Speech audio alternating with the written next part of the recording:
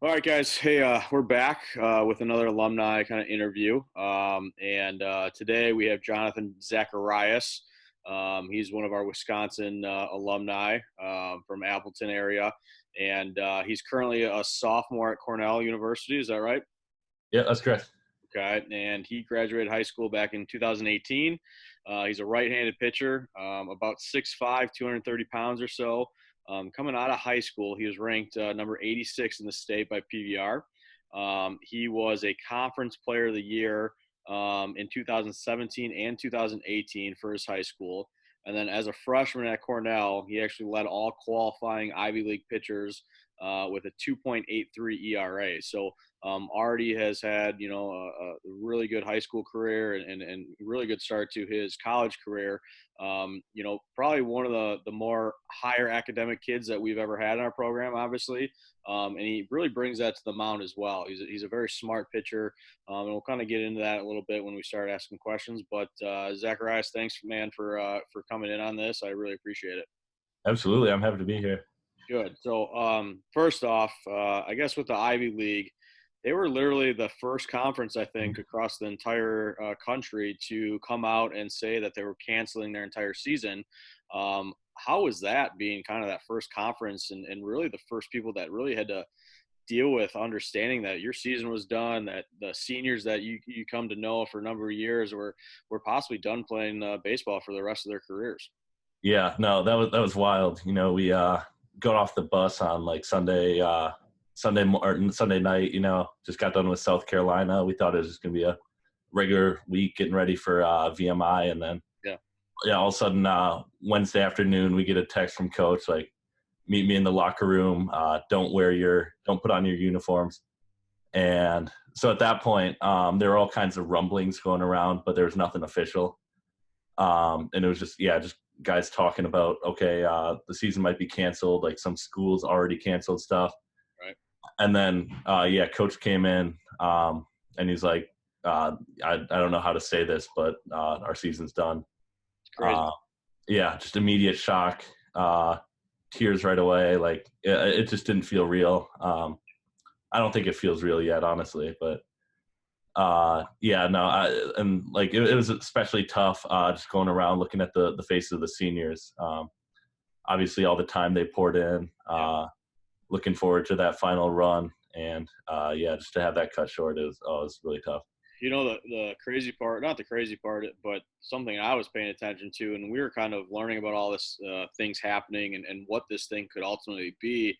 We were one of the first travel programs to kind of shut its doors because I think we had a really good understanding of what this thing was about to become. And something that I had talked to with a lot of people was, when the Ivy League decided to cancel all of their sports, the presidents of the Ivy League are probably pretty smart guys, I would assume. There's a reason they become presidents of an Ivy League school. And when those guys started making that tough decision to cancel everything that early, it became something that became really real to us going, man, this is about to get pretty crazy that they're making that decision. I think like the Ivy League, they tend to try to take the lead on things like that. Like we obviously have a strong connection with our academics, and it was something that was being pushed for by people outside the sports community, and and it made sense. Like none of us like wanted to accept it, and we all like were very upset about it, obviously. But at the end of the day, like it makes a lot of sense, and it's something that needs to be done. So I know we were kind of texting back and forth literally over the last couple of days, and you just got home. I think it was like yesterday or the day before. So I know you haven't had much time to kind of get back in the swing of things being back in Wisconsin, but what's your kind of game plan here going forward now that you kind of settle in, and what are you planning on doing to kind of keep in shape and keep the arm rolling and things like that? Right. Yeah. So I'm fortunate. My dad, he cleaned up our basement, and I have 4 older brothers who all had like workout equipment down there that they had left, and stuff that I had used. So, yesterday I spent a good portion of the day just game planning, like writing down every possible workout I could be doing. Yeah. And so now, now I kind of drew up a little routine that it's mostly body weight stuff. And I've got like 45-pound dumbbells, so I'll be using those. And then, yeah, like a pull-up bar. So you kind of just got to make do with what you have. But the other thing, like at this point, like a time like this, I think it's a good opportunity to focus on like the other things that you can control, like how much sleep you're getting. And then also just like really emphasizing my nutrition at this point as well. Just doing whatever I can to stay in shape, stay healthy. As far as arm goes, I think I'm going to sort of take it some time off for these next few weeks. I was starting to feel some arm soreness the last couple weekends. So I'm going to give my arm a little break before I start up the throwing again. Obviously, we're not in a rush to get back at this point. We got a lot of time. So yeah, for sure. So yeah. What's the biggest difference? Let's talk about the baseball side. To start. What's the biggest difference that you've seen from high school baseball compared to college baseball, especially at the D1 level? Right. Yeah. There's a number of differences. So as far as like, I mean, everything is like more intense in college. Like practices are longer. Your lifts are going to be a lot more. You're going to put a lot more emphasis on that. I mean, it's basically every day. It's a full-time job. You kind of always have to have it in the back of your mind.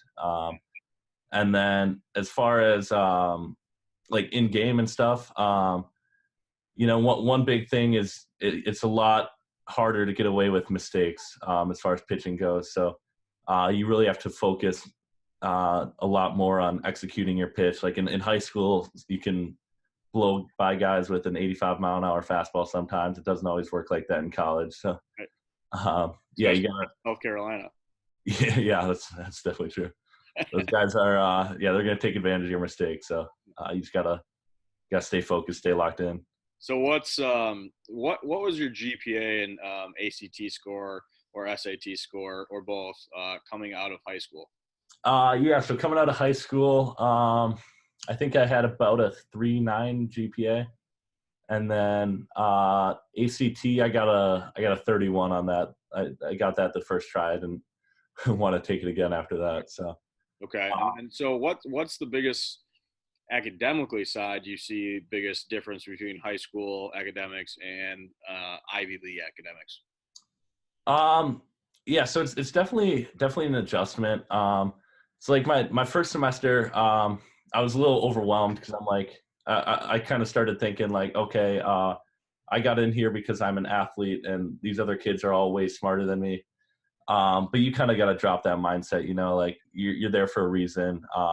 And that's something that helped me later on, start to figure out, like I belong here. I can hang with these kids. I can do better than these kids. So as far as that goes, like, yeah, the classes are a lot more intense.